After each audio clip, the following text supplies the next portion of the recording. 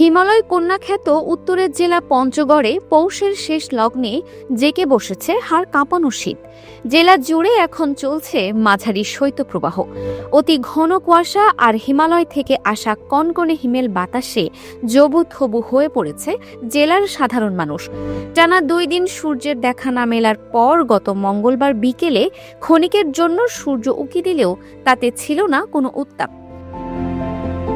মঙ্গলবার সন্ধ্যা থেকেই পুরো জেলা আবারও ঘন কুয়াশায় ঢেকে যায়, যা রাতভর বৃষ্টির মতো ঝরতে থাকে। বুধবার ভোরে কুয়াশার ঘনত্ব এতটাই বেড়ে যায় যে সামান্য দূরত্বেও কিছু দেখা যাচ্ছিল না। ফলে মহাসড়কে হেডলাইট জ্বালিয়ে ধীর গতিতে চলাচল করতে হচ্ছে যানবাহনগুলোকে। আজ বুধবার 7 জানুয়ারি 2026 সকাল 6টা ও 9টায় জেলায় সর্বনিম্ন তাপমাত্রা রেকর্ড করা হয়েছে 7.5 ডিগ্রি সেলসিয়াস।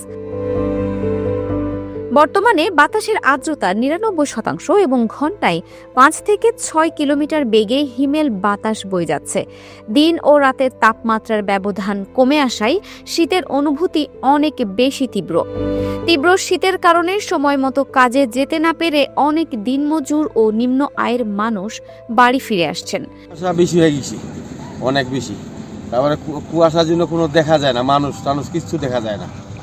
তারপরে এখন এই মনে করেন অন্ধকারে মালা নাম যাওয়া লাগেছে এই আর কি। আজকে তো ভাই কুয়াশা খুব, এই ঠান্ডার কারণে কাজ তো করা যায় না। কাজ না করলে এখন আমরা কি করে চলবো, কাজ করতে পারি না। অতিরিক্ত ঠান্ডা আর কুয়াশায় অন্ধকার। তারা খড়কুটো জ্বালিয়ে শীত নিবারণের চেষ্টা করছেন। অন্যদিকে কৃষকের জন্য এই আবহাওয়া অভিশাপ হয়ে দাঁড়িয়েছে।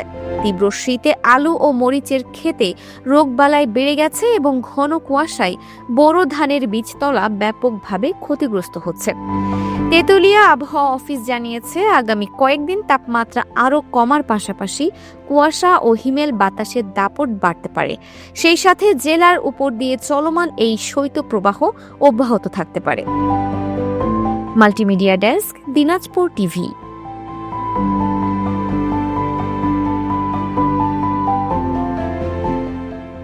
দিনাজপুর টিভি মানুষের জীবনের কথা বলে।